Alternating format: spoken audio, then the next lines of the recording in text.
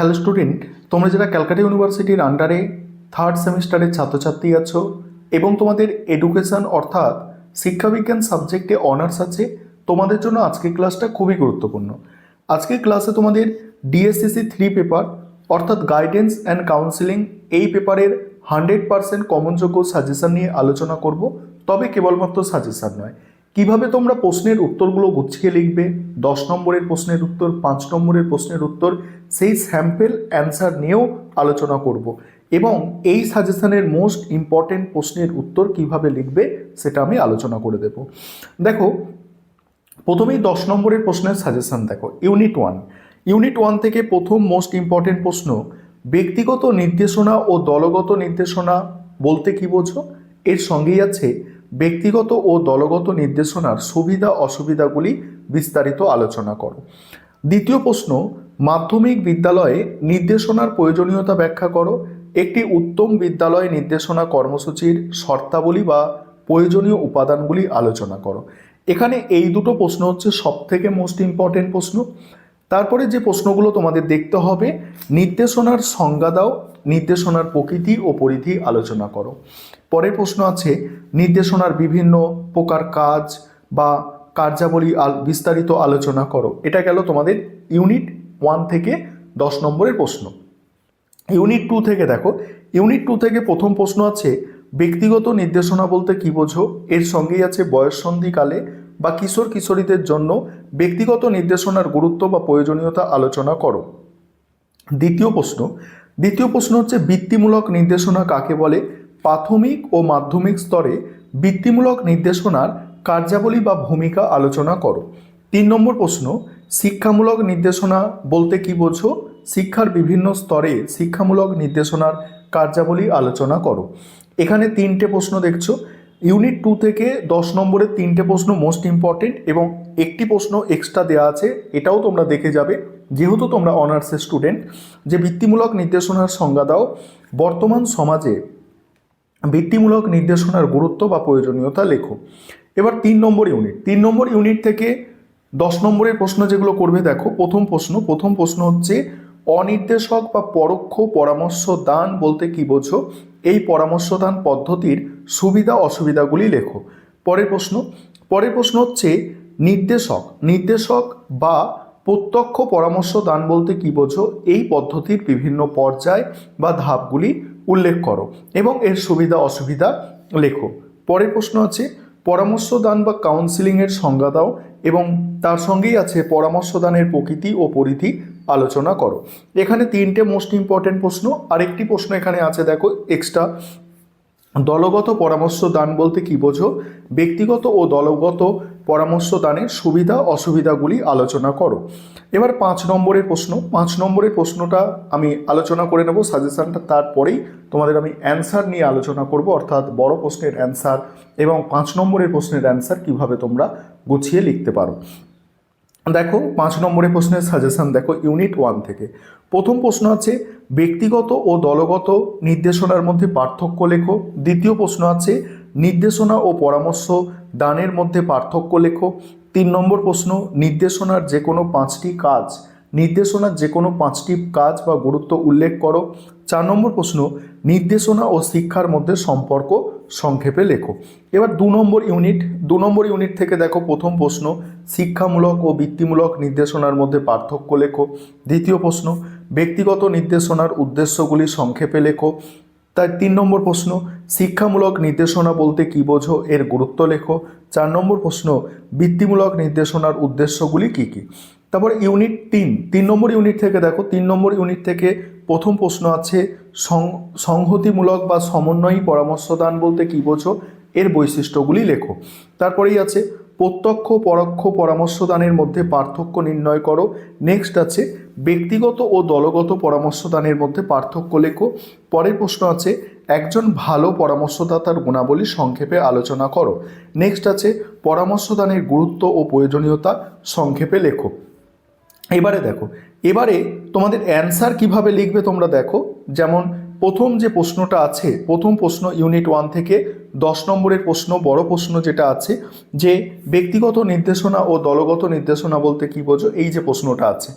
প্রথমেই তোমরা ইন্ট্রোডাকশন অর্থাৎ ভূমিকা দিয়ে শুরু করবে। সেখানে কি লিখবে দেখো, নির্দেশনা হলো একটি নিরবচ্ছিন্ন ও সহায়কমূলক প্রক্রিয়া যা ব্যক্তিকে তার নিজস্ব ক্ষমতা, আগ্রহ, সীমাবদ্ধতা সম্পর্কে সচেতন করে এবং জীবনের বিভিন্ন সমস্যা সমাধানের সঠিক পথ দেখায়। কৌশল বা পদ্ধতির ওপর ভিত্তি করে নির্দেশনাকে দুভাগে ভাগ করা যায়, একটা হচ্ছে ব্যক্তিগত নির্দেশনা আর একটা হচ্ছে দলগত নির্দেশনা। আধুনিক শিক্ষা ব্যবস্থায় শিক্ষার্থীদের সর্বাঙ্গীন বিকাশে এই উভয় প্রকার নির্দেশনাই অত্যন্ত গুরুত্বপূর্ণ। এইভাবে একটা ইন্ট্রোডাকশন দিলে এবার ব্যক্তিগত নির্দেশনার ধারণা দেখো, ঠিক আছে, ইন্ডিভিজুয়াল গাইডেন্স যেটা আছে দেখো, এখানে কি বলা হচ্ছে দেখো, যখন কোনো ব্যক্তিকে এককভাবে বা একান্ত আলাপচারিতার মাধ্যমে তার ব্যক্তিগত শিক্ষাগত বা মনস্তাত্ত্বিক সমস্যা সমাধানে সাহায্য করা হয় তখন তাকে ব্যক্তিগত নির্দেশনা বলে। এটি মূলত নির্দেশক এবং নির্দেশিত ব্যক্তির মধ্যে মুখোমুখি সম্পর্ক। এর সুবিধা কিছু আছে। সুবিধা কি? সুবিধা হচ্ছে গোপনীয়তা রক্ষা। এই প্রক্রিয়ায় ব্যক্তির গোপনীয় তথ্য ও সমস্যাগুলি সম্পূর্ণ সুরক্ষিত থাকে, ফলে ব্যক্তি কোনো দ্বিধা ছাড়াই তার মনের কথা বা দুর্বলতা নির্দেশকের কাছে প্রকাশ করতে পারে। সেকেন্ড হচ্ছে কি, সুনির্দিষ্ট সমাধান। প্রতিটি মানুষের সমস্যা ভিন্ন প্রকৃতির। এই পদ্ধতিতে ব্যক্তির নির্দিষ্ট সমস্যার গভীরে গিয়ে বিশ্লেষণ করা হয়, ফলে সঠিক ও কার্যকারী সমাধানের সূত্র বের করা সম্ভব হয়। 3 নম্বর হচ্ছে নিবিড় সম্পর্ক। এখানে নির্দেশক ও শিক্ষার্থীর মধ্যে একটি বিশ্বাসযোগ্য ও নিবিড় সম্পর্ক গড়ে ওঠে যা পরামর্শ দান প্রক্রিয়াকে সফল করতে সাহায্য করে। পরের অংশটুকু আলোচনা করছি, তার আগে একটা বিষয় তোমাদের বলি। তোমাদের জন্য এই 3টে যে পেপার আছে, এই 3টি পেপারের সম্পূর্ণ স্টাডি মেটেরিয়াল তৈরি আছে। তোমরা যদি কেউ স্টাডি মেটেরিয়াল পারচেস করতে চাও তাহলে তোমরা স্টাডি মেটেরিয়াল পারচেস করতে পারো, কারণ এখন সেমিস্টার সিস্টেমের পরীক্ষা, কম সময়ের মধ্যে পরীক্ষা, ভালো নম্বর পাওয়ার সবার একটা টার্গেট থাকে। তাই কম সময়ের মধ্যে ভালো নম্বর পেতে গেলে উন্নত মানের একটা স্টাডি মেটেরিয়াল রাখতে হবে। বই সে সাপোর্ট হিসাবে, বইয়ের কোনো বিকল্প হয় না, টেক্সট বইয়ের কোনো বিকল্প হয় না ঠিকই, বই থেকে নতুন তথ্য তুমি জানতে পারবে, কালেক্ট করতে পারবে। তবে এখানে কি, একটা স্টাডি মেটেরিয়াল, একটা কম্প্যাক্ট নোট কিন্তু দরকার লাগে পরীক্ষায় ভালো নম্বর পাওয়ার জন্য। আর সেই কম্প্যাক্ট নোট যদি তোমরা পারচেস করতে চাও, অর্থাৎ স্টাডি মেটেরিয়াল পারচেস করতে চাও, অবশ্যই তোমরা স্ক্রিনে দেওয়া নম্বরে যোগাযোগ করতে পারো। এবার এখানে মনোযোগ কি বলছে, নির্দেশনাকে তার সম্পূর্ণ মনোযোগ বলছে, নির্দেশক তার সম্পূর্ণ মনোযোগ শুধুমাত্র একজন ব্যক্তির ওপর দিতে পারেন, ফলে সমস্যার প্রতিটি দিক তিনি গভীরভাবে পর্যবেক্ষণ করতে পারেন। এবার এর কিছু অসুবিধাও আছে, দেখো একদম অসুবিধাগুলো এইভাবে পয়েন্টিং করে লেখা হয়েছে। এবার দলগত নির্দেশনার ধারণা দেওয়া হয়েছে। দলগত নির্দেশনায় কি বলা হচ্ছে, যখন সমজাতীয় সমস্যা বা দেখো সমজাতীয় সমস্যা একদল ব্যক্তিকে বা শিক্ষার্থীকে একত্রে নির্দেশনা প্রদান করা হয় তখন তাকে দলগত নির্দেশনা বলে। অর্থাৎ একদল ব্যক্তির একই রকম সমস্যা আছে, সেরকম শ্রেণীকক্ষের বিষয় নির্বাচন, কর্মজগৎ সম্পর্কে ধারণা দেওয়া বা বিদ্যালয়ের নিয়মকানুন সম্পর্কে সচেতনতা করা। এবারে এর কিছু সুবিধা অসুবিধা আছে, এইভাবে আলোচনা করা হয়েছে এবং নোটসটা কিভাবে সাজানো হয়েছে তোমরা দেখতে পাচ্ছ। যে যদি বলে ব্যক্তিগত নির্দেশনার সুবিধা অসুবিধা আলোচনা করো, 5 নম্বরে প্রশ্ন দিয়ে দিল, সেখান থেকে তোমরা আরামসে উত্তর লিখে দিতে পারবে, কারণ নোটস সেইভাবেই তোমাদের জন্য স্ট্রাকচার ওয়াইজ সাজানো আছে। এবার দ্বিতীয় প্রশ্ন দেখো, মাধ্যমিক বিদ্যালয়ে নির্দেশনার প্রয়োজনীয়তা। এখানেও একটা ইন্ট্রোডাকশন দেওয়া আছে। এবার তারপরে মাধ্যমিক বিদ্যালয়ে নির্দেশনার প্রয়োজনীয়তা, প্রথম পয়েন্ট যেমন দেওয়া আছে দেখো, বয়ঃসন্ধিকালের সমস্যা ও মানসিক অভিযোজন। এখানে কি বলা হচ্ছে, মাধ্যমিক স্তরের শিক্ষার্থীরা সাধারণত কৈশোর বা বয়ঃসন্ধিকালের মধ্যে দিয়ে যায়, আর মনোবিদ স্ট্যানলি হলের মতে এটি হলো ঝড় ও ঝঞ্ঝার কাল।